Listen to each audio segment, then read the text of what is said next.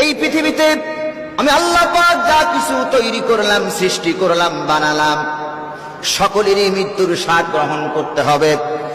আল্লাহ পাক বলেন, কুল্লু নাফসিন যায়িকাতুল মাউত ওয়া ইন্নামা তুওয়াফাউনা উজুরাকুম ইয়াওমাল কিয়ামাহ। আল্লাহ পাক বলেন, এই পৃথিবীতে যা কিছু সৃষ্টি আমি আল্লাহ করেছি, সকলের মৃত্যুর স্বাদ গ্রহণ করতে হবে এবং আল্লাহ রাব্বুল আলামিনের দরবারে সবাই উপস্থিত হতে হবে। আর ওই উপস্থিতির দিন আমি আল্লাহ রাব্বুল আলামিন তাদেরকে আজরান প্রতিদান দান করব। সুবহানাল্লাহ।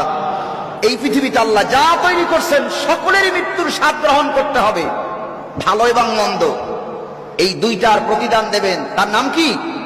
সবাই বলুন, তার নাম কি? আল্লাহ এই প্রতিদান দেবে, ভালো এবং মন্দের প্রতিদান আল্লাহ দেবেন। সুতরাং মানুষ সৃষ্টি হয়েছে, মরবে, তাতে কোনো কি নাই, সন্দেহ নাই, সন্দেহ নাই। সম্মানিত সুদীপ, এই পৃথিবীর মানুষ অহংকার যত করুক না কেন, তাকব্বুরি যত করুক না কেন, মৃত্যু তাকে পাকড়াও করবেই করবে, মৃত্যু তারে ধরবে। এই পৃথিবীতে রাজা বাদশা কেউ থাকতে পারে নাই। ধনী বলেন, গরিব বলেন, আমির বলেন, ফকির বলেন, কেউ পৃথিবীতে থাকতে পারবে না। এটা থাকার জায়গা নয়, এটা হলো অস্থায়ী।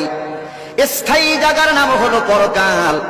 আল্লাহ পাক সুন্দর করে বলেন, কুল ইন্নাল মাউতাল্লাযী তাফিররুনা মিনহু ফাইন্নাহু মুলাকীকুম।